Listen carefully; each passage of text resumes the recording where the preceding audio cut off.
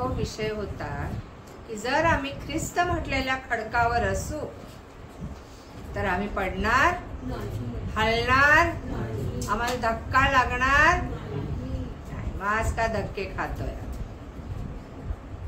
का उलथेच्या पालथे पडतोय, का म्हणतोय ह्याने माझ्या आयुष्यात असं केलं, त्याने माझ्या आयुष्यात. इथं तिसऱ्या व्यक्तीला स्थान नाही. आमेन. सैतानाला तर नाहीच नाही, पण मनुष्याला पण तिसरा कुठल्या की आमचा वाईट करणाऱ्याला स्थान नाही. आणि त्याने केलं तरीही आमचं काही डॅमेज होणार नाही. प्रॉमिस आहे देवाचं. येते लक्षात. परमेश्वराच्या सानिध्यात जो आहे, जो ख्रिस्त म्हटलेल्या खडकावर उभा आहे, ज्याचं फाउंडेशन प्रभू येशू ख्रिस्त आहे. Praise the Lord. स्वागत आहे ब्रदर तुमचं.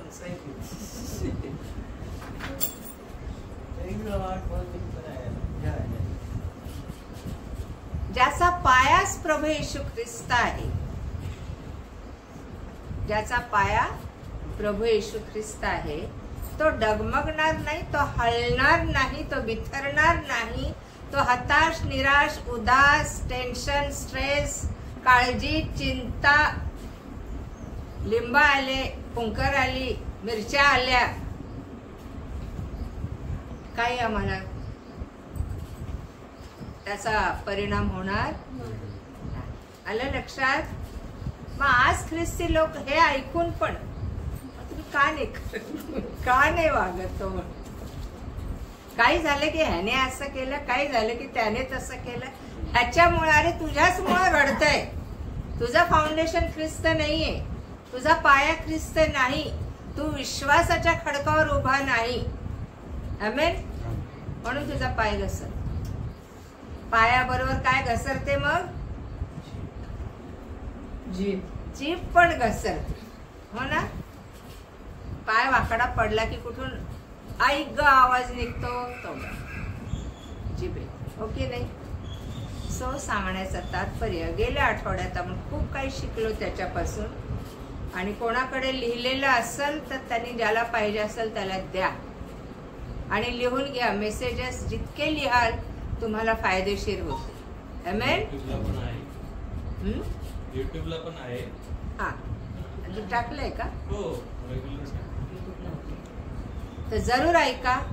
कारण का मागच्या वेळेस वेगळाच संदेश मी बसून तयार केला होता आणि इथं बसल्यावर निघाला वेगळा. म्हणून मी म्हणते की हे माझ्या मनाने नसतं, हे त्याच्याकडून असतं. तर तुम्ही त्याच्यावर मनन करायला विसरू नका. आजचा विषय आपला की परमेश्वराने आम्हाला निवडून घेतलं. फक्त निवडलं नाही, फक्त पाचारण केलं नाही, फक्त बोलावलं नाही, फक्त काम नाही दिलं, तर त्याचं पुढचं प्रॉमिस आहे. बघा मत्तई 5:5 मध्ये काय म्हटलेलं आहे? जे सौम्य ते धन्य, कारण ते पृथ्वीचे वतन भोगतील. काय प्रॉमिस केलंय? काय देण्याचं प्रॉमिस आहे? वतन मीन्स वतन म्हणजे काय? कोणाला माहित आहे वतन? ए मेरे वतन के लोगो. आता सांग. देश, जागा. आमेन. तुमची प्रॉपर्टी, तुमची मालमत्ता, वतन. कोणाला मिळेल हे? आणि ते पण कुठलं? पृथ्वीवर. कसं काय हो? आम्हाला पृथ्वीचं नाही, आम्हाला स्वर्गातलं पाहिजे. मग पण देव दोन्ही देऊ इच्छिते. Praise God. एक तर तो म्हणतो मी वर जागा तयार करायला जातो आणि जिथे मी आहे तिथे तुम्ही असावं. आणि या ठिकाणी म्हणतो तुम्ही पृथ्वीचे वतन पावा. स्तोत्र 24 काय सांगता मला? पहिलं वचन.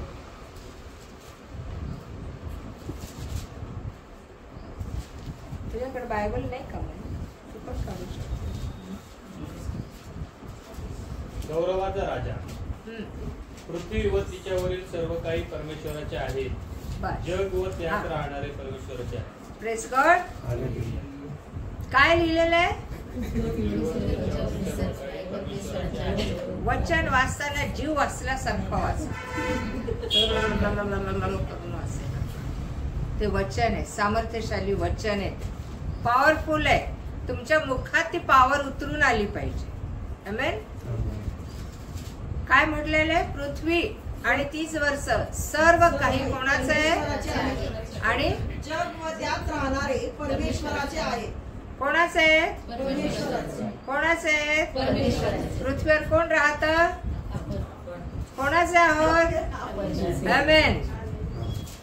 वचन आम्हाला सांगतं पृथ्वीवर जे काही आहे ते कोणाचं आहे? आणि जगात राहणारे पण कोणाचे? जग व त्यात राहणारे. मग प्राणी असतील, मनुष्य असतील, आणखी काही देवाने निर्माण केलेलं आहे, ते सगळं कोणाचं आहे हे माहित आहे आम्हाला. आम्हाला हे पण माहित आहे की याचा अधिपती कोण आहे? आता सैतान. पण परमेश्वर वरून सांगतो हे माझं आहे. आमेन. आमेन. Praise God. आणि परमेश्वर ते तुम्हाला मला वतन म्हणून देऊ इच्छित. वतन म्हणजे कायमची प्रॉपर्टी, कायमचा देश. ज्यावेळेस मिसर देशातून इस्रायल लोकांना बाहेर काढलं त्यावेळेस त्याने एका देशात नेण्याचं त्यांना काय केलं? प्रॉमिस केलं है ना. वचन दत्त देश, एक देश दिला त्यांना. कुठेही नेऊन ठेवलं नाही ना, डायरेक्ट स्वर्गात नेलं त्यांना. परमेश्वराने एका देशात नेण्याचं त्यांना प्रॉमिस केलं. आणि तो देश कुठला होता? कनान देश, जो दुसऱ्यांचा होता. आमेन. दुसऱ्यांचा होता. तिथं परराष्ट्रीय लोक राहत होते. तिथं मला वाटतं जर आपण अनुवादाचा 7वा अध्याय काढला तर त्याचं 3रं वचन किंवा 4थं वचन वाचा बरं. 2रं, 3रं, 4थं. त्यांच्याशी सोयरी करू नको. नो. पहिला वाच. जो देश वतन करून घेण्यासाठी तू जात आहेस. जो देश वतन करून घेण्यासाठी तू जात आहेस. तेथे तुझा देव परमेश्वर तुला नेईल आणि तुमच्यापेक्षा मोठी आणि समर्थ अशी पुष्कळ राष्ट्रे म्हणजे हित्ती, गिर्गाशी, अमोरी, कनानी, परिज्जी, हिव्वी आणि यबूसी ही 7 राष्ट्रे तुमच्या समोरून घालवून देईल. आणि तुझा देव परमेश्वर त्यांना तुझ्या हवाली करेल व तू त्यांचा पराभव करशील. तेव्हा त्यांचे समूळ नाश कर. त्यांच्याशी करार मदार करू नकोस. बस. हा, पुढे एक वचन वाचतो. व त्यांच्यावर दया करू नकोस. त्यांच्याशी सोयरी करू नकोस. आपल्या मुली त्यांच्या मुलांना देऊ नकोस व त्यांच्या मुली आपल्या मुलांना करू नको. बस. जो देश वतन करून घेण्यासाठी तू जात आहेस तेथे तुझा देव परमेश्वर तुला नेईल आणि तुमच्यापेक्षा मोठी आणि समर्थ अशी पुष्कळ राष्ट्रे म्हणजे 7 राष्ट्रे परमेश्वराने सांगितलेली आहे. त्यांचा तुम्हाला नाश करायचा आहे. आमेन. येते लक्षात? त्या कनान देशात नेण्याआधी परमेश्वराने त्यांना एक काम दिलं होतं. कुठलं? जी राष्ट्रे त्या कनानात आहेत त्यांचा तुम्ही काय करायचा? नाश करायचा. त्यांच्याशी कुठलाच करार मदार करायचा नाही. त्यांच्याशी सोयरी करायची नाही. कारण तो वतन म्हणून मी तुम्हाला देत आहे. आमेन. तुमचं कायमचं राहण्याचं ठिकाण म्हणून मी तुम्हाला देत आहे. आमेन. आमेन. येते का लक्षात? परमेश्वराने एक नगर निवडलं आपल्या इस्रायल लोकांसाठी. पण ते नगर त्याने तसं आयतं दिलं का त्याला? ते वतन आयतं दिलं का त्याला? ते जिंकून घ्यायचं. मी तुम्हाला इथवर आणलेलं आहे. मी तुमचं तारण केलेलं आहे. मी तुम्हाला स्वर्गाचं राज्य पण आणून ठेवलेलं आहे. आता तुम्हाला जिंकायचं.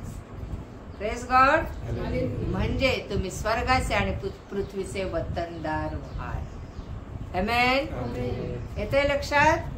त्याने ही जगातली प्रॉपर्टी सुद्धा तुम्हाला मला देण्याचं अभिवचन दिलेलं आहे. आम्ही प्रॉपर्टी विकत घेतो तो ते सगळं माझं आहे. Praise God. तुम्हाला आणि मला परमेश्वराने इस्रायल लोकांना कनान देश दिला, पण एकच गोष्ट होती, तिथल्या लोकांशी करार मदार नाही करायचा आणि त्यांना जिंकायचं. आणि आपण पाहतो की यहोशावापासून सगळे जिंकत गेले. यहोशावा सगळे राष्ट्र जिंकत गेले. आणि या ठिकाणी आपण पाहतो परमेश्वर म्हणतो की सर्व पृथ्वी आणि पृथ्वीवर सगळं काय आहे, माझं आहे. मग आज जर पृथ्वी देवाची आहे, जग देवाचं आहे, पण आणि वर सांगतो त्यांच्याशी करार मदार करू नका ज्या कनानात मी तुम्हाला नेत आहे. याचा अर्थ पृथ्वी आणि जग माझं आहे, पण जगातल्या गोष्टींसाठी बरोबर करार मदार करू नका. येतंय लक्षात? जगात तुम्हाला कशाला ठेवलंय? परीक्षा द्यायला, एज्युकेशन घ्यायला. आणखी काय काय शिकतो आपण? कराटे शिकायला. आणखी काय काय शिकतो आपण? जे जगातलं ज्ञान आहे, ज्या जगातल्या गोष्टी आहेत, नॉलेज आहे, विजडम आहे, आणि जगातल्या ज्या म्हणून गोष्टी देव म्हणतो त्यांच्याशी सोयरीक. लक्षात ठेवा, सोयरीक म्हणजे काय? करार मदार, मैत्री. तुझ्याशी त्यांच्याशी समरूप होऊ, त्या गोष्टींशी समरूप होऊ नको, म्हणजे तुम्ही काय व्हाल? पृथ्वीचं वतन पावाल. आमेन. Praise God. आणि त्यासाठी 5-5 मत्ते काय सांगता आम्हाला? जे सौम्य म्हणजे काय? सौम्य म्हणजे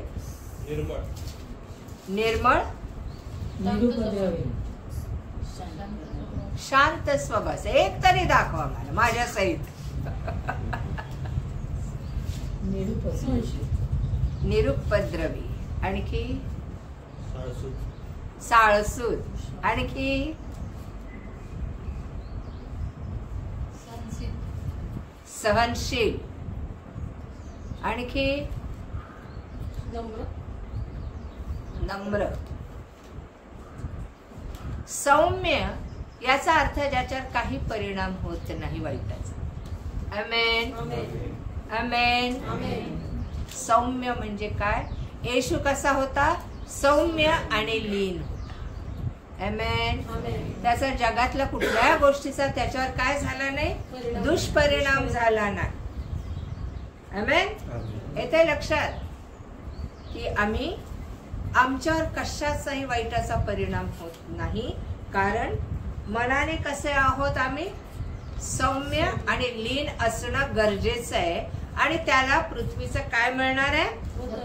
वतन. याचा अर्थ आम्ही कसं व्हायला पाहिजे? माझ्या सहित सौम्य. इंग्लिश में कुछ है? इंग्लिश बायबल आहे कोणाकडे? Read it. काय? मॅथ्यू 5:5. हा म्हणजे आणखी तुम्हाला स्पष्ट कळेल. नीक म्हटलेलं आहे.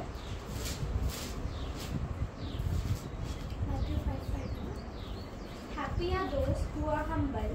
They will receive what God has promised. 6. नाही, काय शब्द आहे तुमच्या बायबल मध्ये? हंबल म्हणजे नम्र, लीन, दीन. हे सौम्य का म्हटलेलं आहे? प्रतिकार न करणारे. आलं लक्षात? सूड न घेणारे, सहनशील, नम्र आणि कुठलाही दुष्परिणाम स्वतःवर न होऊ देणार. सौम्य, हंबल, नम्र, मी. बरोबर? हा, आपण तसं व्हायला पाहिजे जर पृथ्वी आपली पाहिजे असेल. आमेन. म्हणजे वाईटासहित नाही. पृथ्वी वाईटासहित नको आपल्याला, पण पृथ्वीवर तुम्ही राज्य करणारे व्हा. आमेन. कारण पहिलाच आशीर्वाद परमेश्वराने उत्पत्ती 1:27-28 मध्ये दिलेला आहे. काय? फलद्रूप व्हा बहुगुणित व्हा आणि पृथ्वी व्यापून टाका आणि सत्तेखाली आणा. आमेन. आणि परमेश्वराची ही प्रथम पासूनची योजना होती की आम्ही पृथ्वीचे सत्ताधारी बनावेत. त्याने जे जग निर्माण केलं, त्याने जी पृथ्वी निर्माण केली, त्याने जी सृष्टी निर्माण केली, त्याचे मालक तुम्ही मी असावं. आमेन. गुलाम नसावेत, मालक असावे. Praise God. पण आम्ही काय केलंय? आम्ही पृथ्वीचे गुलाम. पृथ्वीला इतकं डोक्यावर घेतलंय की त्याच्या सगळ्या वाईट गोष्टी, चांगल्या गोष्टी सगळ्या आपल्या. येते लक्षात? हा, वतन वतन म्हणून आपल्याला सांगितलेलं या ठिकाणी. आणि तसंच 16:16 मध्ये काय सांगितलेलं आहे मत्तईच्या?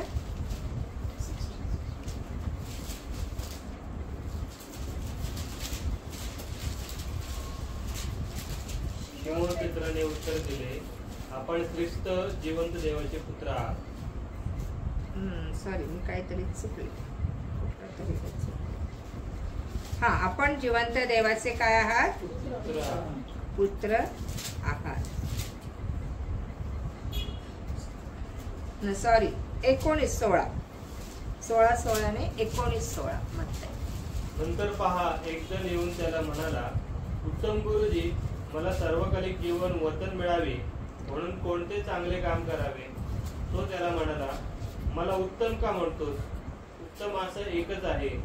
तरी तू जीवनात प्रवेश करू पाहतोस तर आज्ञा पाळ. तो त्याला म्हणाला, कोणत्या? येशू म्हणाला, खून करू नको, व्यभिचार करू नको, चोरी करू नको, खोटी साक्ष देऊ नकोस, आपल्या बापाचा व आपल्या आईचा सन्मान कर, आणि जशी आपणावर तशी आपल्या शेजाऱ्यावर प्रीती कर. तो तरुण त्याला म्हणाला, मी माझ्या तरुणपणापासून हे सर्व पाळले आहे. माझ्या ठाई आणखी काय उणे आहे? येशू त्याला म्हणाला, पूर्ण होऊ पाहतोस तर जा, जे असेल नसेल ते विकून दारिद्र्यास दे, म्हणजे तुला स्वर्गात संपत्ती मिळेल, आणि चल माझ्या मागे ये. पण ही गोष्ट ऐकून तो तरुण खिन्न होऊन निघून गेला, कारण त्याची मालमत्ता पुष्कळ होती. हा, नवीन करारास 19 अध्याय 16 वचनापासून आपण पाहतो 22 वचनापर्यंत. एक श्रीमंत तरुण येशूकडे आणि त्याने काय वतन म्हणून मागितलं? सार्वकालिक जीवन. आमेन. त्याने देवाकडे मागितलं आणि देव पण म्हणाला, तुम्ही मागा म्हणजे तुम्हाला दिले जाईल, मिळेल. आमेन. आणि तो आला आणि तो म्हणाला, गुरुजी, मला सार्वकालिक जीवन वतन मिळावे म्हणून मी कोणते चांगले काम करावे? येशूने त्याला चांगलं काम सांगितलं. आम्ही कधी याच्याकडे लक्ष दिलं? चांगलं काम काय? एकमेकांवर दया करणं, एकमेकांना कपडे देणं, एकमेकांना तेलाच्या बाटल्या देणं, साबण देणं, गरज भागवणं, अन्न देणं. ह्याच्यापेक्षा आणखी चांगलं काम. तो म्हणाला, मला सार्वकालिक जीवन हे वतन मिळावं म्हणून मी काय करू? येशूने काय उत्तर दिलं?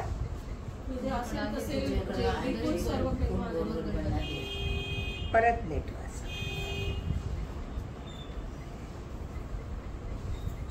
17 वचन. तो त्याला म्हणाला, मला उत्तम का म्हणतोस? उत्तम असा एकच आहे. तरी जीवनात प्रवेश करू पाहतोस तर आज्ञा पाळ. काय सांगितलं? सगळ्यात चांगलं उत्तम काम. ओबे हिज कमांडमेंट्स. त्याच्या आज्ञा पाळणं ह्याच्यासारखं उत्तम काम कुठलंही नाही. तुला सर्व काळचं जीवन पाहिजे, ते पण वतन म्हणून पाहिजे. आणि वतन कसं असतं? पिढ्यानं पिढ्या असतं. आज ते मला मिळालं, उद्या माझ्या मुलाबाळांना, पुढे त्यांच्या मुलाबाळांना, पुढे त्यांच्या मुलाबाळांना. आमेन. म्हणून हा श्रीमंत तरुण आला होता येशूकडे. तो स्वर्गीय गोष्ट मागायला आला होता, स्वर्गीय वतन मागायला आला होता. पण येशूने एकच गोष्ट त्याला विचारली, सांगितली की तुला जर चांगलं काम करायचं आहे तर तो त्याने विचारले मी कुठलं चांगलं काम करू सार्वकालिक जीवन मला पाहिजे असेल तर. आपण काय म्हणतो आपल्याला सार्वकालिक जीवन पाहिजे तर काय करायचं?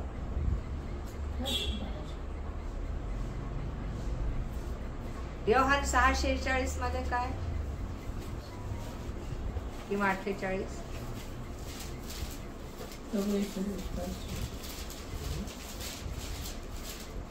पित्याला कोणी पाहिले आहे असे नाही, जो देवापासून आहे त्याने मात्र पित्याला पाहिले आहे. मी तुम्हाला खचित सांगतो, जो माझ्यावर विश्वास ठेवतो त्याला सार्वकालिक जीवन प्राप्त झाले आहे. झाले आहे. होणार आहे.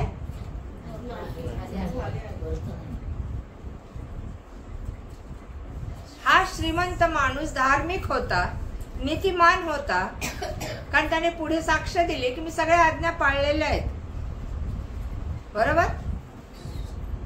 म्हणजे त्याच्याकडे सार्वकालिक जीवन होतं, त्याने विश्वास ठेवला. पण आज पण आपल्या बऱ्याच जणांची 90% लोकांची खात्री नाही की आम्हाला सार्वकालिक जीवन मिळाले. ते याच आयुष्यात, याच वयात, याच जीवनात आम्हाला मिळवायचंय. आमेन. मी खचित सांगतो, जो कोणी माझ्यावर विश्वास ठेवतो त्याला काय मिळालंय? आणि त्या माणसाचा, श्रीमंत माणसाचा ईश्वर काय होता? विश्वास होता. तो आज्ञा पाळत होता. ज्यावेळेस येशूने सांगितलं जा आणि आज्ञा पाळ, हेच तुझं चांगलं काम आहे, तो म्हणाला मी सगळ्या आज्ञा पाळलेल्या आहे. बरोबर? सगळ्या आज्ञा मी काय केलेल्या आहे? पाळलेल्या आहेत. खून करू नको, व्यभिचार करू नको, चोरी करू नको, खोटी साक्ष देऊ नको, आपल्या बापाचा व आपल्या आईचा सन्मान कर, आणि जशी आपणावर तशी आपल्या शेजाऱ्यावर काय कर? प्रीती कर. तो तरुण काय म्हणाला? त्याला म्हणाला मी माझ्या तरुणपणापासून हे सर्व पाळले आहे. मी माझ्या तरुणपणापासून, म्हणजे आता तो मध्यम वयाचा असेल तरी त्याला तरुण म्हटलेलं आहे ना.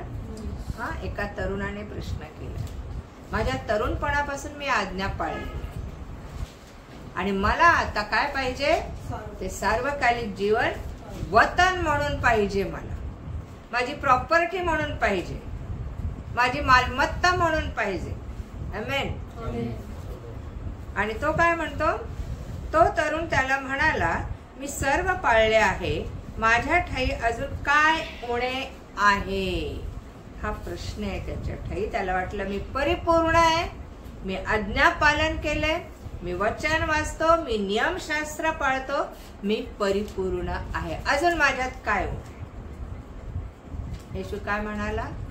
येशू त्याला म्हणाला पूर्ण हो पाहतोस तर जा, तुझे असेल नसेल ते विकून दरिद्रास दे, म्हणजे तुला स्वर्गात संपत्ती मिळेल, आणि चल माझ्या मागे ये. पण ही गोष्ट ऐकून तो तरुण खिन्न होऊन निघून गेला, कारण त्याची मालमत्ता पुष्कळ होती. त्याला सार्वकालिक जीवन, सर्व काळचं जीवन, एव्हरलास्टिंग लाईफ त्याला पाहिजे तर होतं, पण जगातली जी संपत्ती होती, जे वतन होतं, जी प्रॉपर्टी होती, ती सोडायला तो तयार. आमेन.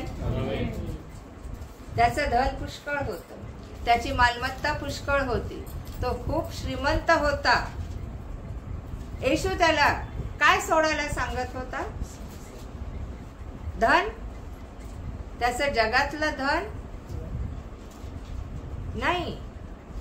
त्याने येशूला प्रश्न केला की माझ्यात उणं काय आहे? देवाने ते सांगितलं तुझ्यात उणं काय आहे? तू दोन्ही दरडीवर पाय ठेवून चालू इच्छितेस. बरोबर?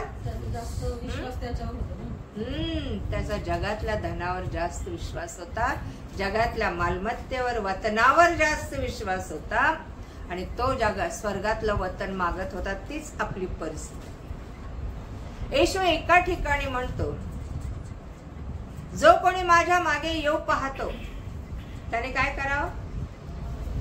आपली आई, बाप, बहीण, भाऊ, पत्नी, लेकर, घर दार सोडून माझ्याकडे यावं. याचा अर्थ काय? सगळं सोडायला सांगितलंय. नवरा सोडायला सांगितला, बायको सोडायला सांगितली, लेकरं सोडायला सांगितले. त्यांच्यावरचं लक्ष काढ आणि माझ्याकडे. आमेन. त्यांच्या आधी माझा विचार कर. प्रथम स्थान परमेश्वराला दे, प्रथम मान परमेश्वराला दे. आमेन. आणि आज आम्ही तसंच करतो. जगात असताना आम्ही जगाच्या गोष्टीच्या मागे लागतो. तरी वचन आम्हाला सांगतं मत्तय 5:34 मध्ये की आधी स्वर्गीय राज्याची काय करा, खटपट करा. 5 किंवा 6:34 असेल. हा 6:34 काय. तुम्ही पहिल्याने देवाचे राज्य व त्याचे नीतिमत्व मिळवण्यास झटा, म्हणजे त्याच्याबरोबर याही सर्व गोष्टी तुम्हाला मिळतील. आमेन. Praise God. आधी तुम्ही ख्रिस्ताला मिळवण्याचा प्रयत्न करा. आधी तुम्ही त्या सौम्यतेला मिळवण्याचा प्रयत्न करा. आधी त्या शांतीला, प्रीतीला, आनंदाला, नीतिमत्वाला, शुद्धतेला, पावित्र्याला मिळवण्याचा प्रयत्न करा. स्वर्गातलं राज्य मिळवण्याचा प्रयत्न करा.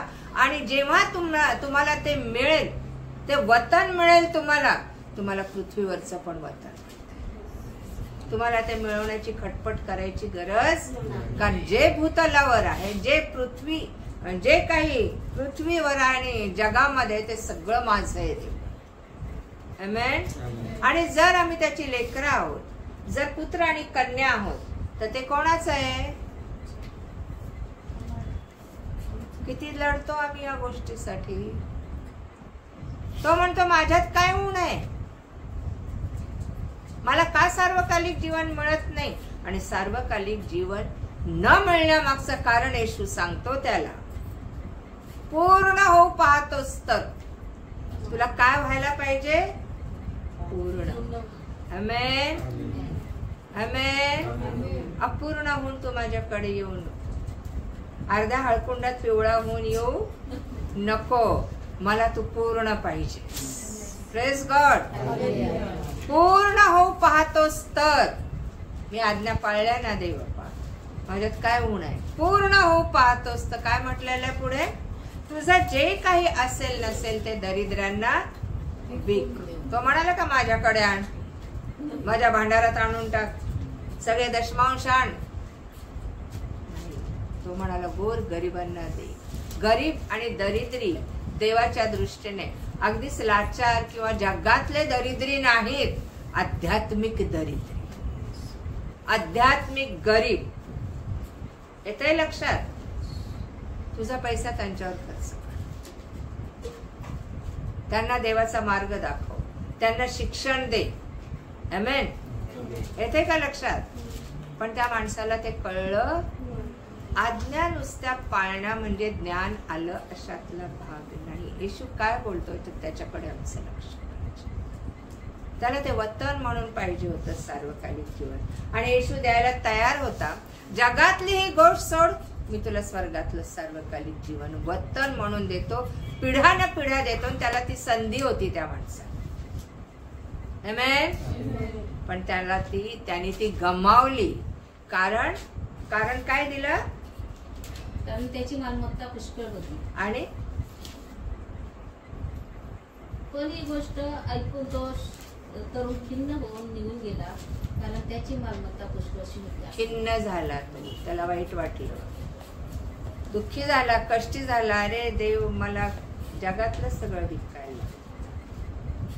जेव्हा आम्ही देवाच्या राज्यात पूर्ण होतो, सार्वकालिक जीवन चालत आपल्याकडे. आमेन. आणि खरं पाहिलं असता सार्वकालिक जीवन त्याला काय म्हणत, येशू त्याला काय म्हणाला, माझ्या मागे हे सगळं सोड आणि तू. आणि तो कुठे गेला,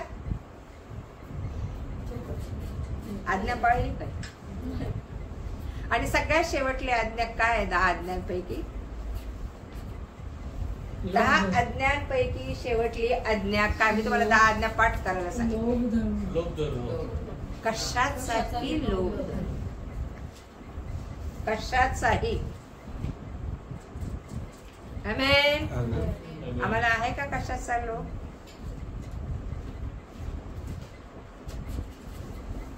आहे ना.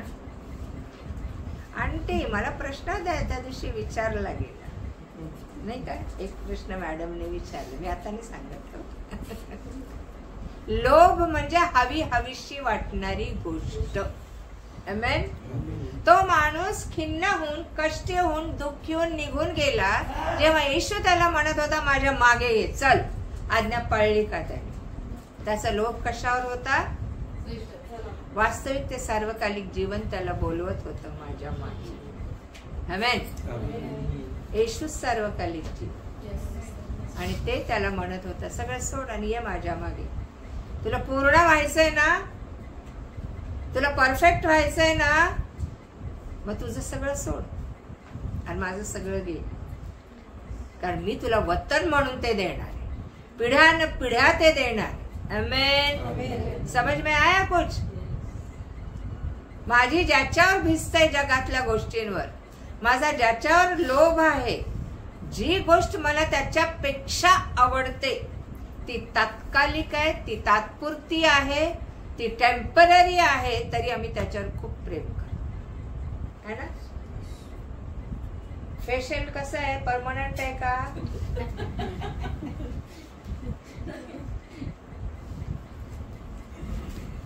तुम्ही लेडीज जास्त म्हणून विचार.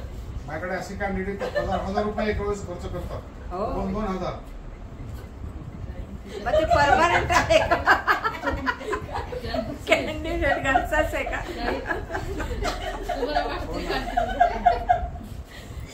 फेशियल काय होतात? सांगण्याचं तात्पर्य की आम्ही टेम्पररी गोष्टींवर किती किती प्रेम करतो. आम्ही जे आज आहे आणि उद्या, आपण पण आज आहोत आणि उद्या नाही, आपण स्वतःवर किती प्रेम करतो की नाही? काही नसलं तरी आरशात जाऊन उभे राहतो, मेकअप नसला तरी आरशात जाऊन उभे राहतो. मी कशी दिसते, मी कशी आहे, काय आहे. येशू मध्ये पूर्ण ते सार्वकालिक जीवन वतन म्हणून त्याने आत्ताच दिलेले आपल्याला ते वतन टिकून ठेवा. आमेन. Praise God. आम्हाला या पृथ्वीचं वतन तो द्यायला तयार आहे. जेव्हा स्वर्गातलं वतन आम्हाला मिळेल, स्वर्गातलं सार्वकालिक जीवन, कोणालाही गरज नाही सार्वकालिक जीवनाची, सगळ्यांना वाटतं मेल्यावर मिळत नाही. त्याची तरतूद आज करायची आम्हाला. तो तू विश्वास ठेवत असशील तर तुला ते मिळालंच आहे आणि ते टिकवणं गरजेचं आहे. आम्ही जगातल्या गोष्टींवर लोभ धरतो, जगातल्या गोष्टींना किंमत देतो, जगातल्या गोष्टी आपल्याशा करण्याचा प्रयत्न करतो, विश्वास ठेवतो, पण ते सार्वकालिक जीवन आज पण आम्हाला म्हणते माझ्या मागे. ते वतन आज पण आम्हाला म्हणतात आधी तू माझ्या मागे ये, मग मी तुला जगात सगळीकडे फिरवतो, जग तुझ्या ताब्यात देते. आमेन. परमेश्वराची पहिल्यापासूनची इच्छा ही होती की आम्ही जगावर सत्ता गाजवावी, त्यासाठीच त्याने आम्हाला निर्माण केले. पण आज आम्ही जगाचे, सैतानाचे, आमच्या सवयींचे, आमच्या स्वभावाचे आम्ही गुलाम होऊन बसलेलो, आमच्या विचारांचे गुलाम झालेलो. आमचे विचार आम्हाला इतके कन्फ्युज करतात की चांगल्या अवस्थेतून वाईट अवस्थेत नेतात आम्हाला. येते लक्षात? डॉक्टर म्हणतो तुम्ही कधीच बरे होणार नाही. येशू काय म्हणतो? मी रोगमुक्त करणार. आमेन. डॉक्टर म्हणतो मरेपर्यंत तुम्हाला ह्या गोळ्या घ्याव्या लागतील. येशू म्हणतो तू कधीच बरा झाला माझ्या रक्ताच्या द्वारे 2025 वर्षापूर्वी. कसं काय सार्वकालिक जीवन आहे आमचं. आम्हाला अशक्यतेवर विश्वास ठेवायला सांगितलेला आहे, न दिसणाऱ्या गोष्टींबद्दल खात्री बाळगायला सांगितलेली आहे. जर आम्ही ख्रिस्ताचे आहोत तर, जर ते वतन आम्हाला पाहिजे, ती प्रॉपर्टी आम्हाला पाहिजे, ती मालमत्ता आम्हाला पाहिजे, पिढ्यान पिढ्या माझ्या लेकरांना सार्वकालिक जीवन, माझ्या लोकांना सार्वकालिक जीवन पाहिजे, तर त्याची खटपट आधी आम्ही केली पाहिजे. आमेन. Praise God. मत्ती 25 काढा बरं.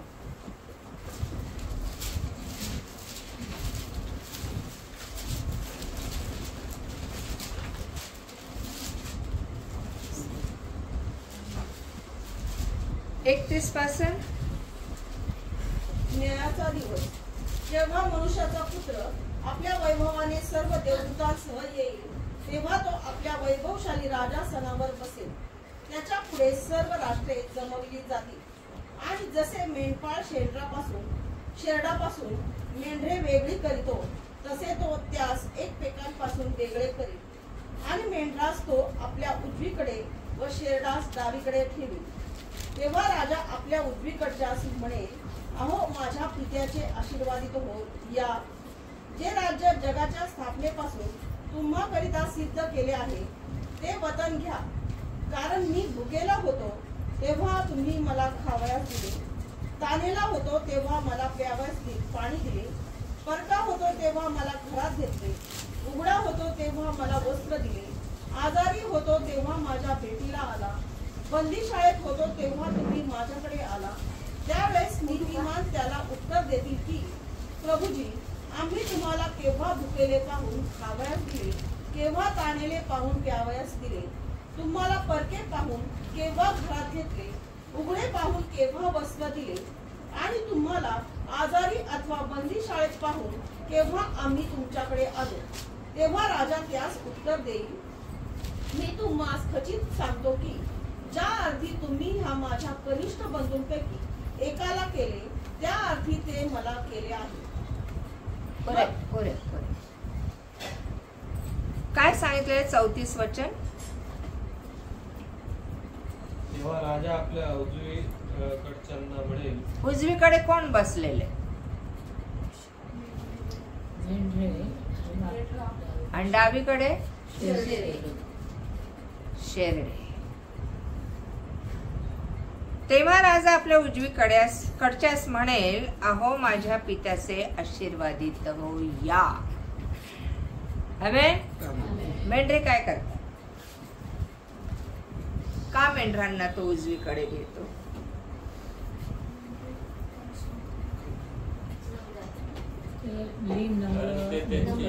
आवाज ऐकतात, आज्ञा पाळतात, ते त्याची वाणी ऐकतात.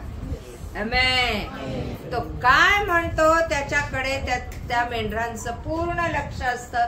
आपल्या मेंढपाळांकडे, मेंढरांकडे मेंढपाळाचं पूर्ण लक्ष असतं. आमेन.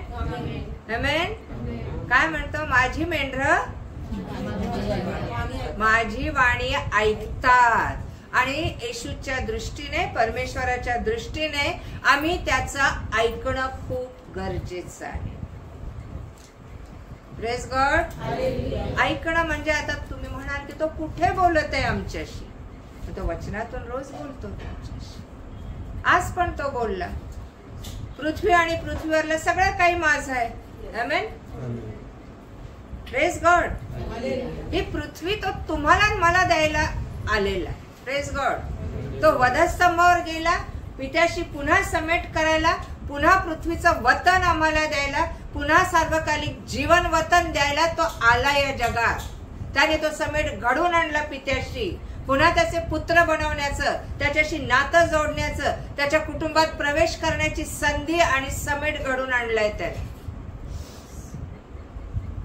या पृथ्वीवर तुम्हाला अधिकार पण दिले. आमेन.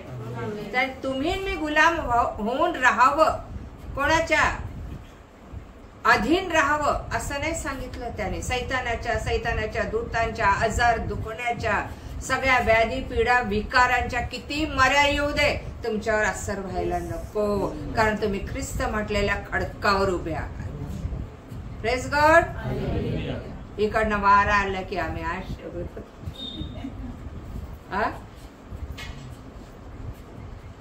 तो वारा येऊ दे, वादळ येऊ दे, पूर येऊ दे, पाऊस येऊ दे, तुम्ही हलणार नाही. तुमच्या केसाला धक्का सुद्धा लागणार नाही. Praise God. आणि इतकं प्रॉमिस करतो तो तुम्हाला आणि मला. किती वाढ झाली आमची आत्मिक. आम्ही रोज प्रार्थना करतो, रोज वचन वाचतो. आमची आत्मिक वाढ काय? आमचा विश्वास किती वाढला? आम्ही सौम्य किती झालो? आम्ही बोलत नाही याचा अर्थ सौम्य नाहीये. हा,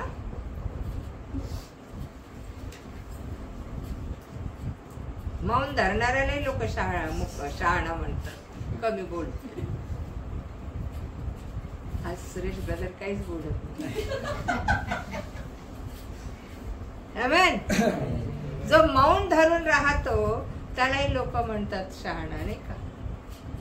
असं बायबलचं वचन सांगतं. तर मनातल्या मनात किती बोलतो काय माहित. माणूस असा बोलण्यापेक्षा मनातल्या मनात खूप बोलतो. Praise God. हालेलुया. आम्हाला वतन देते रे, तो जगाचं वतन देते, पृथ्वीचं वतन देते. त्याच्यात काही कमी केलेलं नाही, तरी आम्ही हवाल देईल. देव किती नाराज होत असेल आमच्याकडे. अरे मी तुला पूर्ण बनवू इच्छितेस, मी तुला पूर्ण बनवू इच्छितेस. तू अर्ध्या ह्याच्यातच गर्भगळीत झालास. थोडं संकट आलं की तू हताश होतो, निराश होतो, बुद्धी विपरीत काम करायला लागते.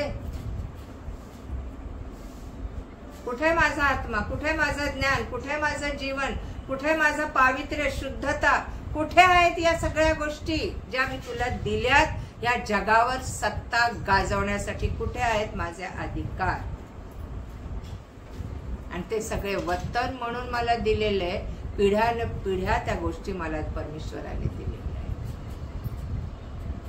काय आज त्या वतनात आहे का? इस्रायल लोकांना कनान देश वतन म्हणून दिला होता, दुधा मधाचा प्रदेश. त्याने दिलेले जीवन, त्याने दिलेले काय म्हणतात त्याला, सार्वकालिक जीवन हा दुधा मधाचा प्रदेश आहे. म्हणजे काय हो, आम्हाला दूध कुठं दिसत नाही, मध कुठं दिसत नाही, सगळ्या आंबट चिंबट गोष्टी दिसतात. दुधाच्या मधाच्या म्हणजे बरकतीच्या गोष्टी,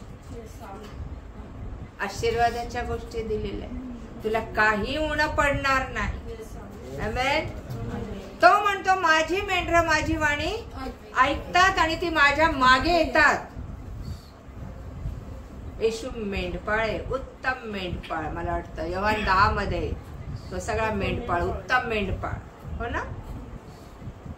आणि माझी मेंढरं माझ्या हातात आहेत, त्यांना माझ्या हातातून कोणी काढून घेऊ शकत नाही. आणि जे देवाच्या वचनाप्रमाणे वागतात, देवाच्या इच्छेप्रमाणे वागतात, देवाच्या वचनाप्रमाणे अनुकरण करतात, त्याचा ऐकतात, त्यांची जागा त्याच्या उजव्या बाजूला. Praise God.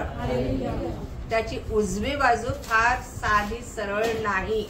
आज तो पित्याच्या उजवीकडे, आणि त्याची मेंढरं, त्याची वधू, त्याचे निवडलेले लोक, त्याचे पाचारण केलेले लोक, त्याच्यासाठी सगळं काही सोडून त्याच्या मागे आलेले लोक त्याच्या उजवीकडे. आमेन. ही जागा कुठली दिली आपल्याला? राईट हँडची जागा. किती मोठी जागा आहे ती, येशूच्या उजवीकडे बसायची. का बरं? तो म्हणतो, काय म्हणतो? 34 वचन, शेवटची ओळ. जे राज्य जगाच्या स्थापनेपासून तुम्हा करता सिद्ध केले आहे ते वतन घ्या. ते वतन घ्या. कधी सिद्ध केलं होतं आमच्यासाठी? आम्ही जन्मल्यानंतर.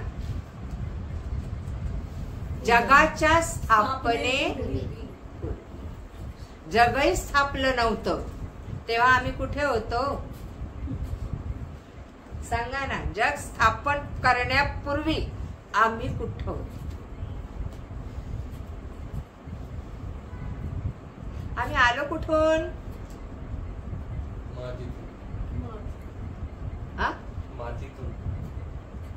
आम्हाला पाठवलं कोणी? त्याच्याकडेच. आमेन. Praise God. आम्ही त्याच्याकडे होतो. जगाच्या स्थापनेपूर्वीपासून आम्ही त्याच्याकडे आहोत. Praise God. आणि त्याने आता जगात पाठवलं.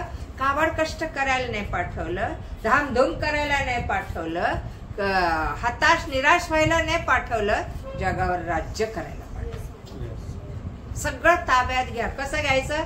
हुकूमत नाही करायची त्यांच्यावर. मी सासू झाले, आता सुनेने ऐकायचं, आणि मी बाप झालो, बायकोने ऐकायचं, मी नवरा झालो आणि तू माझ्या पायातली वाहन तू ऐकायचं. सत्ता कशाची गाजवायला सांगितली? फलद्रूप हा बहुगुणित वाहन पृथ्वी सत्तेखाली आणा. तुमचे फळ गुण दान तुमच्यामध्ये पाहिजेत आणि त्याची सत्ता तुम्ही गाजवा. तुमच्या दानांमध्ये अधिकार आहे, तुमच्या दानांमध्ये सामर्थ्य आहे, तुमच्या दानांमध्ये अशक्य गोष्टी शक्य होण्याच्या गोष्टी आहेत. तुमच्या फळांमध्ये लोक बदलतात, तुमच्या फळांनी लोक समाधान पावतात, तुमच्यातल्या फळांनी लोक तुमच्याकडे ओढले जातात. अरे ह्याच्याकडे जा, ह्याच्याकडे मला शांती मिळते. अरे ह्याच्याकडे जा, ह्याच्याकडे मला समाधान मिळतं. रांग लागली पाहिजे ओके नाही. आणि पृथ्वी सत्ते खाली अधिकार बांधाल ते बांधण्यात येईल, मोकळं कराल ते मोकळं करण्यात येईल. आमेन. आम्हीच बांधले जातोय रोज रोज. सिस्टर प्रार्थना करा ना आम्ही सुटावं. तुम्हाला अधिकार दिले. आणि सैतानाला एवढा वाव देऊ नका की तो फार मोठा आहे मोठा तो नाही असं नाही, वादच नाही त्याच्यात. तो एक देवदूत होता. आमेन. बलाढ्य देवदूत होता है ना लुसिफर. पण त्याच्यापेक्षा तुम्हाला आणि मला त्याने बलाढ्य केले.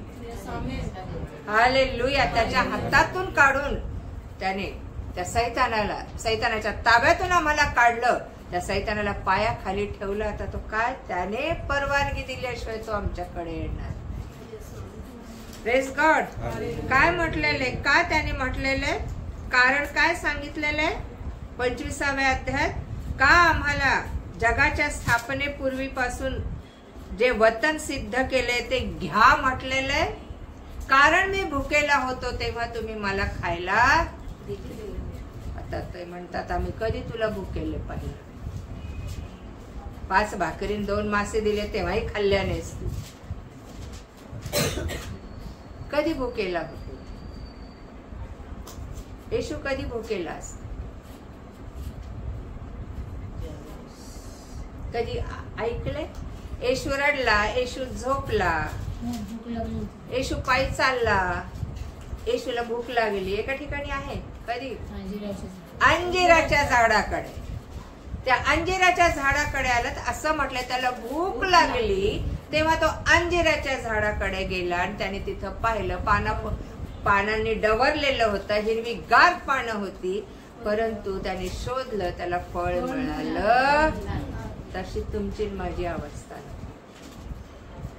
तो ज्या वेळेस भुकेला होऊन माझ्याकडे येईल मग तो कोणाच्याही रूपात येऊ शकतो. एखाद्या कनिष्ठापैकी एखाद्याला तुम्ही गार पाण्याचा प्याला दिला तर तो मला दिला.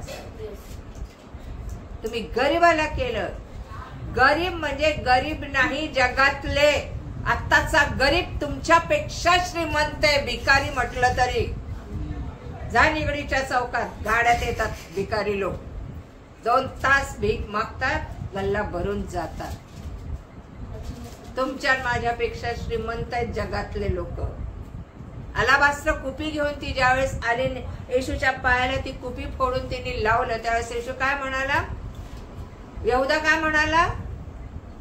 एवढा नाश का? हे गरीबास हे विकून हे तेल विकून गरीबास दिलं असतं तर. येशू म्हणतो गरीब नेहमीच तुमच्या जवळ आहे, मी नेहमी नाहीये तुमच्या जवळ.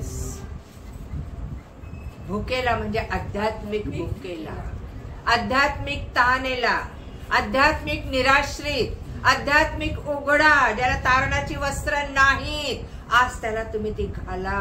देवाचं वचन सांगून सोडवा त्यांना. जे बंदिवानात आहेत त्यांना मुक्त करा. जे सैतानाच्या बंधनात आहेत, दुरात्म्याच्या बंधनात आहेत, मृतात्म्याच्या बंधनात, सोडवा त्यांना. आमेन. आणि दुसरं काय म्हटलेलं आहे? मी आजारी होतो तेव्हा माझ्या भेटीला आला, बंदीशाळेत होतो तुम्ही माझ्याकडे आला. त्यावेळेस नीतिमान त्याला उत्तर देतील, प्रभूजी आम्ही तुम्हाला केव्हा भुकेले पाहून खावयास दिले, केव्हा तहानेले पाहून तुम्हाला हे सगळं केलं. तो म्हणतो 40 वचनात, मी तुम्हास खचित खचित सांगतो, ज्या अर्थी तुम्ही या माझ्या कनिष्ठ बंधूपैकी एकाला केले त्या अर्थी ते मला केले आहे. आणि मग तो डावीकडच्याच काय म्हणेल? 41 वचन.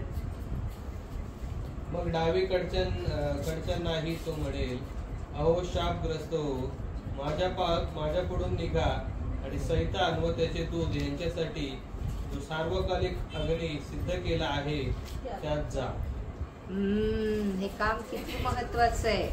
आमेन. तो जगातल्या भाकरींनी भुकेले नाही म्हणत है ना. ज्यावेळेस 5,000 जेव घालण्यात आलं त्यास 3 दिवस शिष्य आणि लोक येशूजवळ बसून होते. शिष्यांना भूक लागली, म्हणाले जाऊ दे ना या लोकांना, गुरुजी शेतामळ्यात जाऊन गावात जाऊन खातील हे काहीतरी. येशू काय म्हणाला, तुम्ही त्यांना खावयास द्या. 3 दिवस कसे बसले असतील उपाशी. लोकांनी तक्रार नाही केली. तक्रार कोणी केली, मागितलं कोणी. लोक म्हणाले हो किती 3 तास कोणी देवाचं वचन ऐकायला बसत नाही. 30 मिनिट झाले की चर्च बोंबलायला लागतंय. काय हो ब्रदर, बरोबर आहे हा. येशू जवळ 3 दिवस आणि कोणी ब्र काढला नाही. आम्हाला भूक लागली, आम्हाला जाऊ दे. पण कोण बोलला, शिष्य. अरे किती दिवस घेऊन बसला. आमच्याच घरचे बोलतील किती तास बोलती बाई. आपलेच लोक म्हणतील कंटाळा आला आता बस करा सिस्टर शेखर. लोकांना ओढ होती वचनाची, शिक्षणाची ओढ होती आणि शिष्याचं रोजच झालेलं होतं ते. त्याच्यामुळे शिष्यांना ती एवढी किंमत नव्हती. आणि शिष्य म्हणाले यांना जाऊ द्या तिकडे शेतामाळ्यात जाऊन खातील. येशू म्हणाला तुम्ही त्यांना खायला द्या. काय खायला द्यायचं. आमच्याकडे काय भाकरी आहे का. 3 दिवस तर आम्ही तुझ्याजवळच बसलो, ना घर ना दार ना चावडी ना बिराड, इथं सगळं सोडून आम्ही तुझ्याकडे आलो. बरोबर, कुठून आणायचं. येशू म्हणाला शोधा कोणाकडे भाकरी आहे. शिष्यांना काय केलं, एवढे भुकेले होते बिचाऱ्यांना शोधायला. 5,000 तर पुरुष होते, बाकीच्या स्त्रिया आणि मुलं. एक बायको म्हटली तरी 5,000चे किती बायका. बरं निम्म्या करू 2,500. काही बायका आल्या नसतील. लेकरा एक तर आला असेल. तुम्ही सांगा 7-8 हजार लोक काही कमी झाले. 8,000 जाऊन भाकरे का कोणाकडे काही आणलंय का रे खायला. बघा तुम्ही इमॅजिन करा, कल्पना करा. आणि येशूने त्यांना शोधायला सांगितलं कोणाकडे भाकर आहे. आज तुमच्याकडे ती भाकर आहे का. आमेन. तुमच्याकडे भाकर आहे का, तो खायला दे. कुठली भाकर आहे, जीवनाची भाकर, वचनांची भाकर. येशू म्हणतो मीच दुसरं कोणी नाही. मीच जीवनाची भाकर आहे. मीच खरा द्राक्षवेल आहे. मीच जगाचा प्रकाश आहे. हाच खूप महत्वाचं आहे. आमेन. ह्यालाच सार्वकालिक जीवन म्हटलेलं आहे, ह्यालाच वतन म्हटलेलं आहे. Praise God. आणि शिष्याने शोधून आणलं. एका छोट्या मुलाकडे मिळाली. बिचाऱ्याच्या आईने त्याला शिदोरी दिली असेल नाही का. पोरग चाललंय, डबा घेऊन जा बाबा. आला, त्याच्याकडे त्याने खाल्लं किती नाही माहित. 5 भाकरी होत्या त्याच्या डब्यात, 3ऱ्या दिवशी पण, आणि 2 मासे होते. हो ना. शिष्यांनी आणलं ते, कारण ते ऐकलं, त्यांनी भाकरीचं ऐकलं. काय भाकरी शोधायला गेले भाकरी, आणि ते आणलं आणि येशूला दिलं. येशूने काय केलं, येशूने वश करून पित्याकडनं आशीर्वाद घेतला. आणि काय सांगितलं शिष्यांना, काय ये एक लाईनीत उभे राहा, एक. देवाच्या राज्यात काम करणं सोपं नाही. सियोनाबाई 5,000 जणांना लाईनीत बसवलं आणि आता द्या वाटा. कसं वाटत असतील. ताट नाही, ग्लास नाही, एक तुकडा. कितीदा इकडे मला अजून एक तुकडा पाहिजे, परत तिकडे पडत जाईल. इकडे मला अजून एक तुकडा पाहिजे. ते किती जणांना? 12 जण वाटत होते. आणि कुठं बसले होते? टेबलवर नव्हते. चालता चालता टाकला एक एक एक एक एक तुकडा. कसा?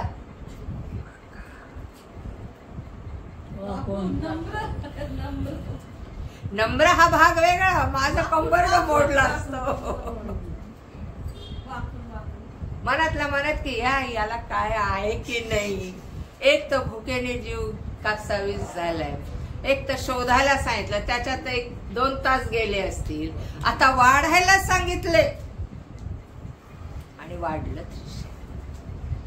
आणि तिसरं काम काय सांगितलं? भूक लागली ना, गोळा करा. सगळ्यांकडे कुठं कुठं त्या तिथं पाहिलं असेल. कुठं पडलाय भाकरीचा तुकडा, कुठं पडलाय भाकरीचा तुकडा, कुठं पडलाय माशाचा तुकडा. गोळा करा. किती टोपल्या? 12 जणांच्या खाण्याची सोय निघली. आणि त्यांना खाऊ घाला. मग तुम्ही praise God. Hallelujah. Praise God. देवाच्या राज्यात काम करणं सोपं आहे नाही. वचन सांगितलं, झालं, गेले आम्ही वचन सांगून. वचन जगावं लागतं, प्रॅक्टिकल करावं लागतं. आमेन. नुसतं सांगून बसता नाहीये.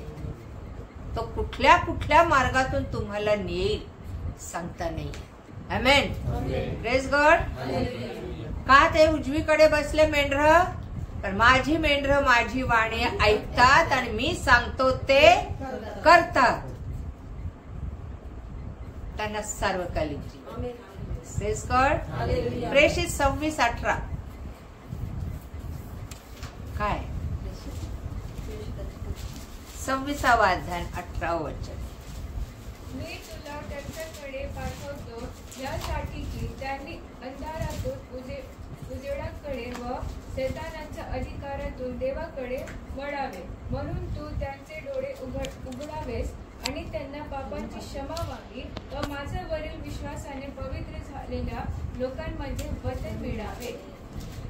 राजाला हे सांगत होता की येशूचं दर्शन कसं झालं त्याला, आणि तो छळ करायला निघाला.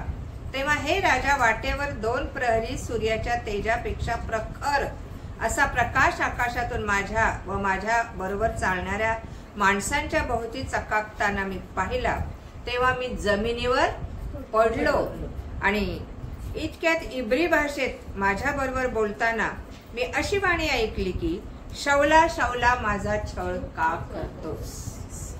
तो त्याची साक्ष देत होता की येशूचं दर्शन कसं घडलं त्याला. आणि तो म्हणतो, प्रभू तू कोण आहे? तेव्हा प्रभू म्हणाला, ज्या येशूचा तू छळ करतो तोच मी आहे. वास्तविक पाहता पाऊल हा कोणाचा छळ करत होता? यहुदी लोकांचा. पण येशू म्हणतो, तू माझा छळ का करतोस. येशूचं लक्ष आहे आपल्या लोकांकडे. आमेन. अंकलला जागा नाही का बसायला? प्रभुदास अंकलला जागा सरकून घे. आणखी कोणी आहे बा? हा. तर शौला शौला तू माझा छळ का करतोस. आणि प्रभू काय म्हणत आहे? माझा छळ का करतोस.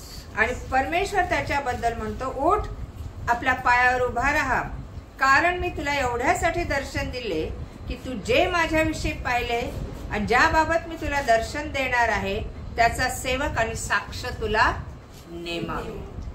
आणि पावलाला काम काय दिलं बघा, मी तुला त्यांच्याकडे पाठवतो यासाठी की त्यांनी अंधारातून उजेडाकडे व सैतानाच्या अधिकारातून देवाकडे वळावं. आमेन. कसं लोकांकडे कुठल्या लोकांकडे पाठवतो? जे लोक अंधारात आहेत, ज्यांना ख्रिस्त माहित नाही. आमेन. पुढे सरकून घ्या, इकडे सरकून घ्या. कोणाकडे पाठवतो? मी त्यांच्याकडे पाठवतो यासाठी की त्यांनी अंधारातून उजेडात व सैतानाच्या अधिकारातून देवाकडे वळावं. पाऊलाला देवाने निवडून हे काम दिलं. आज कितीतरी लोक अंधारात आहेत. अंधारात म्हणजे रात्रीच्या अंधारात नाही, त्या डिम लाईट लावून बसलेत अंधारात असंही नाही, लाईट ऑफ करून बसले असं नाही. अंधाराचं राज्य हे कोणाचं राज्य आहे? सैतानाचं राज्य.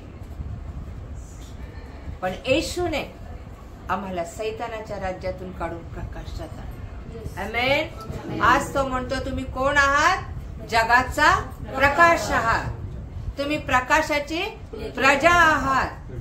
तुम्ही प्रकाशाच्या प्रजेसारखे चाला की लोकांनी तुमच्या प्रकाशात चालावं. आमेन. अंधारात असलेल्या लोकांनी तुमच्या प्रकाशात यावं. पौलाला ते काम दिलं, अंधकारातून तू लोकांना उजेडात आणावं. उजेड कोण आहे? येशूकडे. आज तेच काम ख्रिस्ती लोक करत आहेत ना. अंधारात जे बसलेत म्हणजे जे ख्रिस्ताला ओळखत नाही, ज्यांना सत्य माहित नाही, जे पापामध्ये आहेत, जे सैतानाच्या बंधनात आहेत, जे आजाराने जखडलेले आहेत, त्यांना सोडव आणि तू उजेडात आण. Praise God. येशूकडे आण. आणि त्यासाठीच मी तुला पाठवित आहे. म्हणून तू त्यांचे डोळे उघडावे व त्यांना पापांची क्षमा व्हावी व माझ्यावरील विश्वासाने पवित्र झालेल्या लोकांमध्ये त्यांना वतन, देवाच्या राज्याचं वतन त्यांना मिळावं. नरकाचं राज्य मिळू नये म्हणून तू त्यांचे डोळे उघडावे. ते आंधळे आहेत का? पण ते आध्यात्मिक आंधळे आहेत. आमेन. इस्रायल लोकांना काय शिक्षा दिली परमेश्वराने? त्यांनी डोळ्यांनी पाहू नये, कानांनी ऐकू नये आणि मनाने समजून घेऊ नये. कधी दिलेली ही शिक्षा? ज्यावेळेस त्यांना जगात पांगवलं त्यावेळेस. आणि म्हणून यहुदी आणि इस्रायल लोक येशूला ओळखू शकले नाही, कारण ते आंधळे होते, ते बहिरे होते आणि ते येशूला समजू शकत. येते लक्षात? आलं का लक्षात? काय इस्रायल आणि यहुदी लोक धिक्कार करत होते येशूचा? येशू कधी कळलाच नाही त्यांना. येशूला पाहून पण विश्वास ठेवला नाही, कारण ते आध्यात्मिक आंधळे होते, आध्यात्मिक बहिरे होते आणि आध्यात्मिक असमंजस होते. आमेन. आणि या ठिकाणी पौलाला देवाने निवडलं आणि परराष्ट्रीयांकडे माझं वचन घेऊन जाणार, प्रकाश घेऊन जाणार पात्र म्हणून त्याला निवडलं. 9वा अध्याय जर आम्ही पाहिला, प्रेषितांची कृत्ये याचा 9वा अध्याय, परमेश्वराने त्याला काय काम दिलं बघा.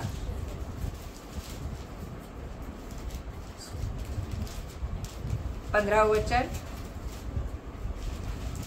9 प्रभूने त्याला म्हटले, जा, कारण परराष्ट्रीय राजे व इस्रायलाची संतती यांच्या समोर माझे नाव घेऊन जाण्याकरिता तो माझे निवडलेले पात्र आहे. आणि त्याला माझ्या नावासाठी किती दुःख सोसावे लागले हे मी त्याला दाखवे. आमेन.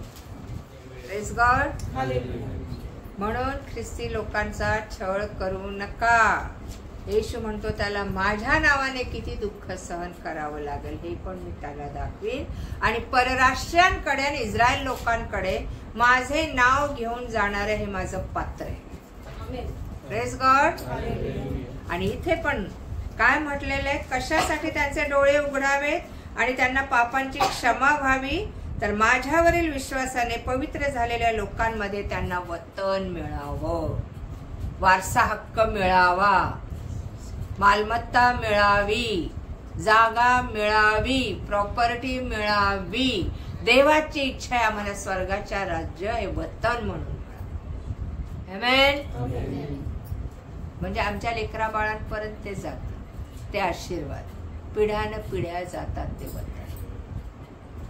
आम्हाला आमच्या, तुम्ही कुठले हो गावचे असं म्हटलं की आमचं गाव नगर, आमचं गाव उदगीर, आमचं गाव नाशिक.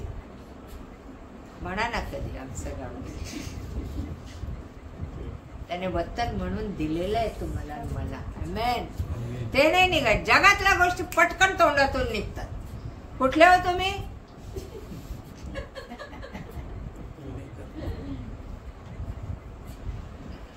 कोण तुम्ही? आम्ही सूर्यवंशी, आम्ही शेखर. कोण तुम्ही? कुठल्या गावचे? भीती वाटते? कोण तुम्ही? आम्ही ख्रिश्चन. असं म्हणायला भीती वाटते.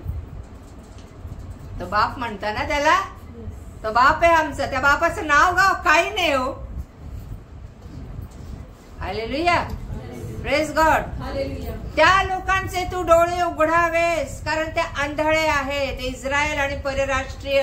म्हणून मी तुला प्रकाश म्हणून त्यांच्याकडे पाठवते, माझं निवडलेलं पात्र म्हणून पाठवते. तू त्यांचे डोळे उघडले, तू त्यांना वचन सांगितलं, तू माझ्याबद्दल त्यांना सांगितलं, तर त्यांच्या पापांची ते पश्चाताप करतील आणि त्यांच्या पापांची काय होईल? क्षमा होईल. आणि मग त्यांना मी माझं वतन देईल. पाप क्षमेशिवाय वतन मिळत नाही. आमेन. ख्रिस्ताला समजल्याशिवाय आणि ख्रिस्तामध्ये आपण पूर्ण झाल्याशिवाय देवाच्या राज्याचं वतन आम्हाला मिळत नाही. आणि तो तर म्हणतो मी तुला पृथ्वीचं पण वतन. Praise God, hallelujah. एक वचन आणखी पाहू आपण. 1 कोरिंथ 6:9. 9च्या पुढे. हे वतन कोणाला मिळणार नाही. अनितिमान माणसांना देवाच्या राज्याचे वतन मिळणार नाही. अनितिमान माणसांना देवाच्या राज्याचे वतन मिळणार नाही. हा. हे तुम्हाला ठाऊक नाही काय? हा. फसू नका. जार कर्मी, मूर्तीपूजक, व्यभिचारी, स्त्रीसारखं समूह देणारे, पुरुष समूह घेणारे, चोर, लोभी, मद्यपी, चहाड व वित्तहरण करणारे यांना देवाच्या राज्याचे वतन मिळणार नाही. आणि तुमच्यापैकी कित्येक तसे होते. बस बस.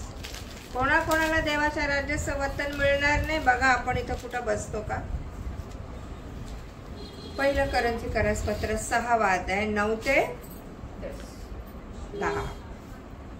अनितिमान लोक, जे नीतिमान नाहीत. नीतिमान म्हणजे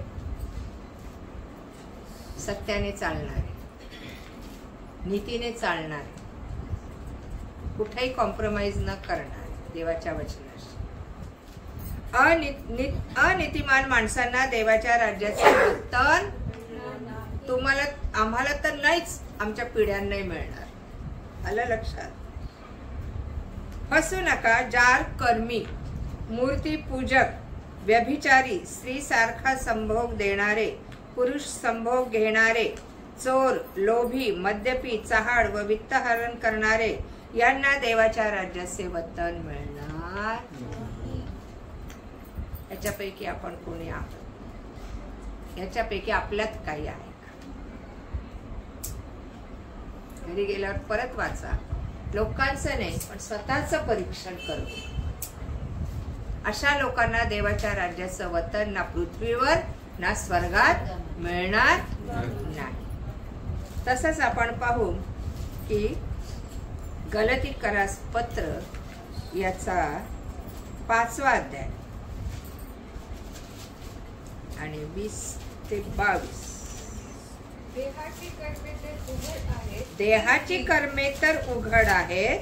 ती हा. जार कर्म, अशुद्धपणा, कामातूरपणा, मूर्तीपूजा, चिटके, वैर, कलह, मत्सर, राग, तट, फुटी, पक्षभेद, हेवा, खून, दारूबाजी, रंगेलपणा आणि अशा इतर गोष्टी. याविषयी मी तुम्हाला पूर्वी जे सांगून ठेवले होते तेच आता सांगून ठेवतो की अशी कर्मे करणाऱ्यांना देवाच्या राज्याचे वतन मिळणार नाही. आमेन. दारूबाजी, रंगेलपणा, द्वेष, मत्सर, कपट, कलह, भांडण, तंटा, व्यभिचार, जार कर्म, आणखी काय? चेटके, मूर्तीपूजा, वैर, कलह, मत्सर, राग, तट, फुटी, पक्षभेद. घरी गेल्यावर पाठ करा. 19 गोष्टी आहेत त्या. 15 गोष्टी आहेत त्या. आमेन. सॉरी, 15 गोष्टी आहेत. त्याच्यापैकी किती गोष्टी आपल्याकडे? त्यांना देवाचं राज्य मिळणार नाही, वतन मिळणार नाही, राहायला मिळणार नाही, अधिकार मिळणार नाही, आशीर्वाद मिळणार नाही. देवापासून आपण दूर निघून जाऊ. आमेन. तसंच कलसे 1:12 त्याच्याच पुढे असेल इफिस नंतर.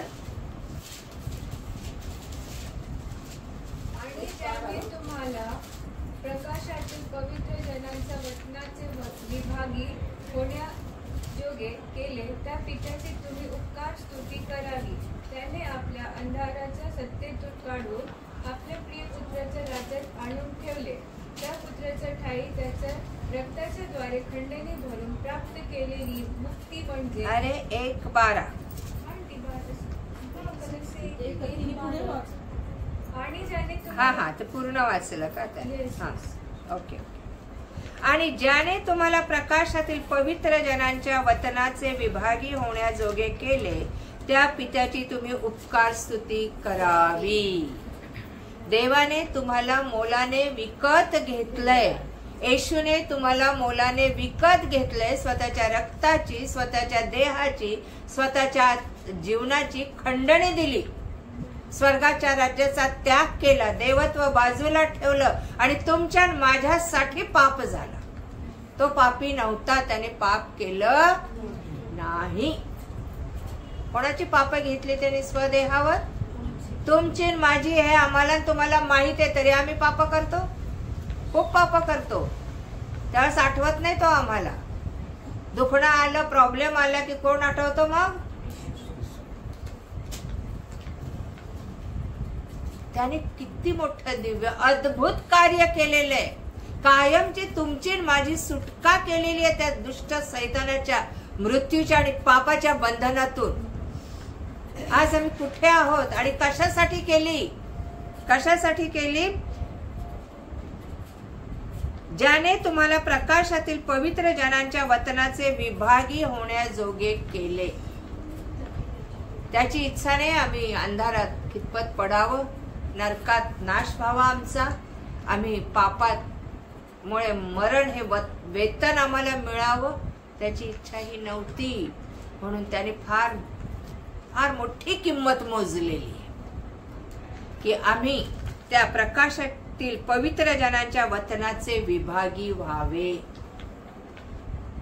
पवित्र जन बनावे. आम्ही पापात पडलो तर नरकात रवानगी. ऐकलं नाही, देवाचं वचन ऐकलं नाही, प्रार्थना केली नाही, तर तो म्हणून मी तुला कधीच सांगतो, मी तुला ओळखेत. तुझी माझी कधीच ओळख नव्हती. देव मला तू मला कधी प्रतिसाद दिला? तू माझ्या हाकेला कधी ओ दिली? तू माझ्यासाठी प्रार्थना केली? तू एक आत्मा देवाच्या राज्यात आणलाय. या नवीन वर्षात किती जणांनी निश्चय केला की एक तरी, एक नाही खूप आत्मे आणायचे देवाच्या राज्यात. आमेन. ते कामच दिलेलं आहे. लोकांचे डोळे उघडावेत आणि अंधारातून त्यांना प्रकाशात आणावं आणि पवित्र जनांच्या वतनाचे विभागी व्हावे. ते वतन द्यायला तो तयार आहे, ती प्रॉपर्टी द्यायला तो तयार आहे, जगातली आणि स्वर्गातली. आम्ही कुठे आहोत?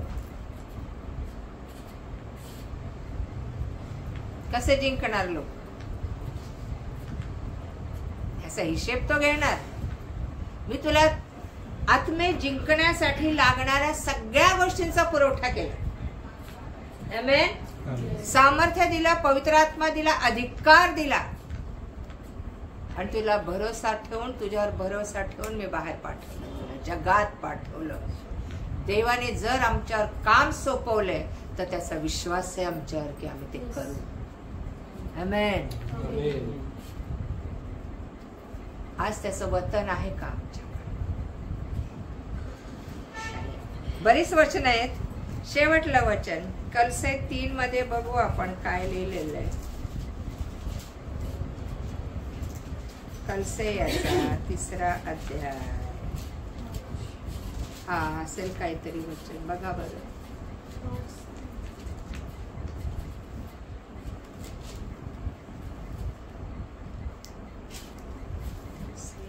एक मिनिट.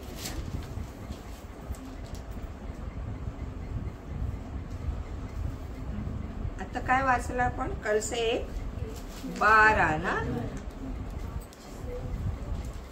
है क्या उधर? उसमें 5वां अध्याय वतन वतन आहे ते. वतन वाच ना, तुला वाचत वाच ना. ठीक आहे. 3:22 पासून. दासांनो, तुम्ही सर्व गोष्टीत आपल्या व्यवहारातल्या धन्यांच्या आज्ञा पाळा. माणसांना संतोषवणाऱ्या नोकरांसारखी तोंड देखण्या चाकरीने करा. तर करू नका. साखरीने नको. चाकरीने नका. हा. तर सालस मनाने प्रभूची भीती बाळगून पाळा. जे काही तुम्ही करता ते माणसांसाठी म्हणून करू नका, तर प्रभूसाठी म्हणून जीवे भावे करा. हा. प्रभूपासून वतनरूप प्रतिफळ तुम्हाला मिळेल हे तुम्हाला माहीत आहे. प्रभू ख्रिस्ताची चाकरी करत जा, कारण अन्याय करणाऱ्यांनी केलेल्या अन्यायाबद्दल त्याला परत मिळेल. पक्षपात होत नाही. काय 23व वचन? आणि जे काही तुम्ही करता, फार महत्वाचं वचन आहे.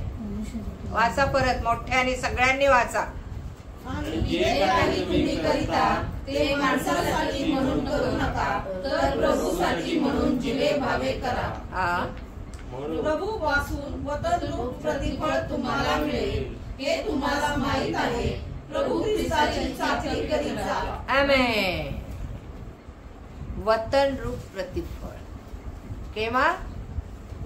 जेव्हा एखादी गोष्ट एखाद्यासाठी करावी लागती तेव्हा ती त्या व्यक्तीसाठी नाही करत आपण. काय म्हटलं 23व वचन? तुम्ही माणसांसाठी नाही करत. प्रभूसाठी. कोणासाठी करता? प्रभूसाठी. कोणाची चाकरी करता? प्रभूची.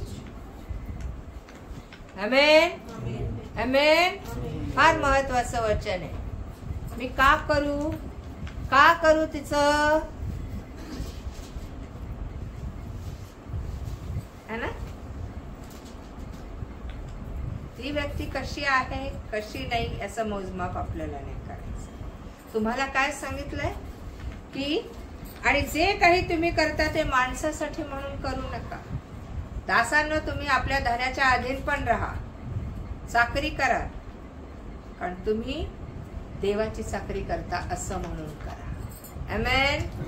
एकमेकांसाठी कराल, एकमेकांसाठी झटाल. चाकरी म्हटलेलं आहे. चाकरी कोण करत? नोकर. तो तुम्हाला पुष्कळ वेळेला नोकर बनवतो आणि हा आशीर्वाद आहे त्याचा, कारण तुम्हाला वतन रूपी प्रतिफळ मिळावं. आमेन. वतन रूपी प्रतिफळ म्हणजे काय? सार्वकालिक जीवन, पिढ्यान पिढ्याचे आशीर्वाद. Praise God. येतंय लक्षात? येतंय का लक्षात? आम्ही कोणाकोणाची चाकरी करतो? इथं हे नाहीये, अट नाहीये की ह्याचीच करा त्याचीच करा. चाकरी म्हटलेलं आहे, मदत नाही म्हटलेलं. चाकरी आम्ही करतो ना. म्हणूनच म्हटलं आता तयारी केलीच पाहिजे, कारण तो म्हणतो माणसांसाठी नव्हे तर तुम्ही देवासाठी करता म्हणून करा, म्हणजे तुम्हाला वतन रूपी प्रतिफळ मिळेल. मग ती कोणी व्यक्ती, तुमचा शत्रू पण असू शकतो. आमेन. चाकरी कोणाची करायची? परमेश्वर. देवाची. आलं लक्षात? देवाची केव्हा करतो? खरंच त्या व्यक्तीला गरज आहे, खरंच ती व्यक्ती असहाय्य आहे, त्या व्यक्तीसाठी करा. नुसती करा नाही. चाकरी म्हणजे नुसती चाकरी नाही, हे लागतं दे ते लागतं दे. त्या व्यक्तीला तुम्ही उभं करा, देवात आणा, देवात आणा. आमेन. आमेन. ही प्रभूची सेवा आहे. जनसेवा ही ईश्वर सेवा. येते लक्षात? कंटाळला का? लिहून घेतलेत पॉइंट्स? आणखी एक वचन आपण पाहू. हे 1 पेत्र 3:5 शेवटला घेऊ. बरेच आहेत पण नाही आता घेत मी, वेळ झालेली आहे.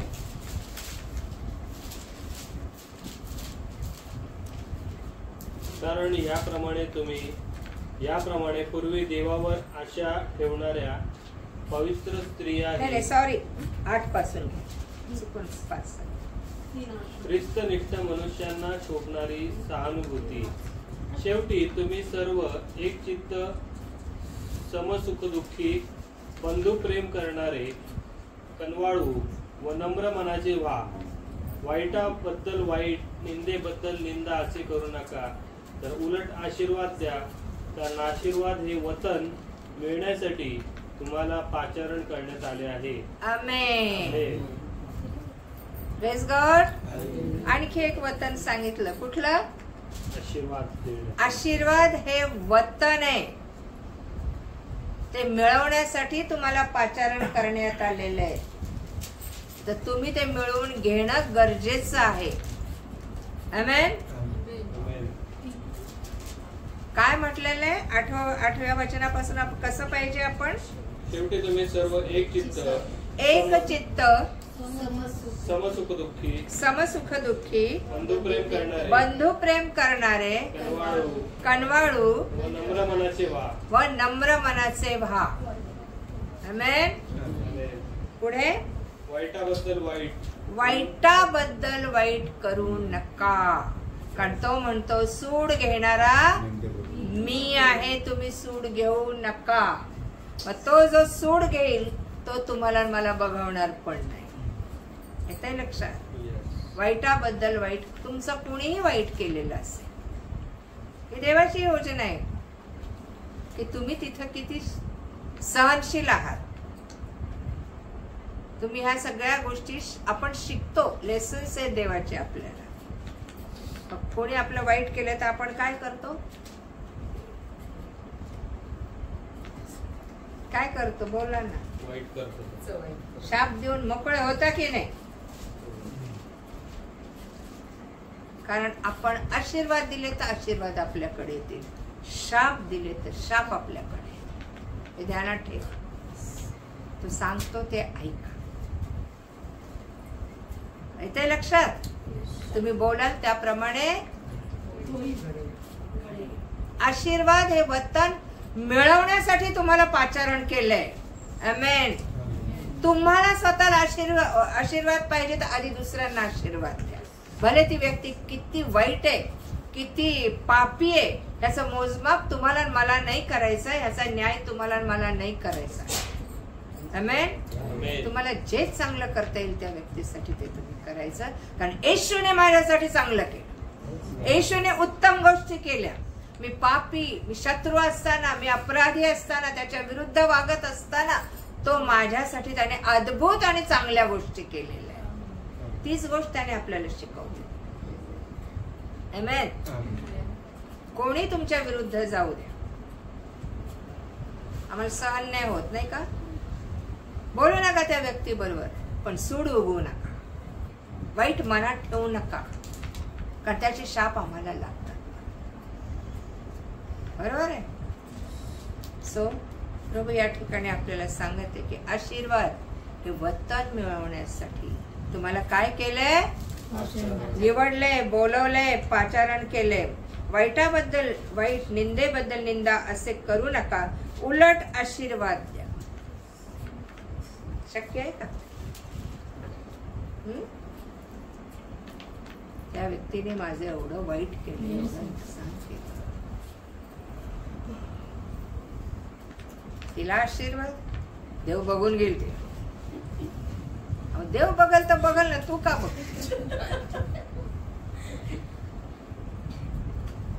म्हणून देव म्हणतो तुम्ही मला प्रभू प्रभू म्हणता, पण मी सांगतो ते का नाही करत? है ना? प्रियानो, खूप गोष्टी आहेत. जर आम्ही 34 स्तोत्र वाचलं, 24 स्तोत्र वाचलं, तर पृथ्वीचं वतन आपण पुढच्या वेळेस घेऊ. आपण ते कसं आपल्याला आणखी देवाने खूप सुंदर लिहून ठेवलं. त्याची इच्छा आम्ही पृथ्वीवर राज्य करावं, सैतानाचं राज्य नष्ट करून देवाचं राज्य स्थापावं. येशूने कसं केलं? सैतानाला पायाखाली तोडवलं, त्याचं राज्य नष्ट केलं आणि स्वतःचं राज्य प्रस्थापित केलं. आमच्या जीवनात कार्य करून, आमच्या पापांची क्षमा करून आम्हाला नवीन जीवन दिलं. आज तुमचं आणि माझं काम काय आहे?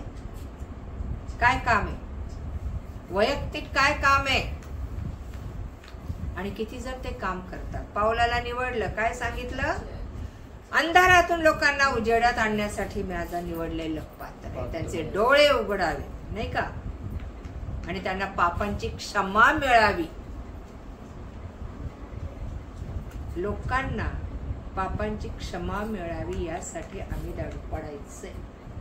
जर वचन नीट वाचलं तर कळतं देवाने आम्हाला काय काम दिलंय. नाही मरेल तो त्याच्या मौती करू दे, हे अशी आपली भावना. ख्रिस्त तसा नाही वागला. त्याने आपल्याला वाचवण्याचा वाटेल तेवढा प्रयत्न नव्हे, सोडवलंच त्याने आपल्याला. आमेन. त्याला प्राणाची किंमत द्यावी लागली, पण त्याने सुटका केली आपली. आज आम्ही पण इतरांची सुटका करणं आणि इतरांनी पण देवाकडे वळणं खूप गरजेचं आहे. तो म्हणतो माझी मेंढरं माझी वाणी ऐकतात. आम्ही ऐकतो का? आम्ही ऐकू तर उजवीकडे बसू, शेरड बनू. नाही ऐकणार तर डावीकडे नरकाचे धनी. येते लक्षात? वतन कसं मिळतं आम्हाला? आज्ञापालन. अजून त्याचं कार्य केल्याने, तो सांगतो ते केल्याने आम्हाला वतन प्राप्त होतं देवाचं. है ना? जगात पाठवलंय जगाचं वतन मिळवण्यासाठी. पण कसं मिळणार ते? आम्हीच जगात गुरफटलो. बाहेर पडूया आपण त्याच्या. जगातल्या चाली रीती देवाच्या नाहीत, या सैतानाच्या आहेत.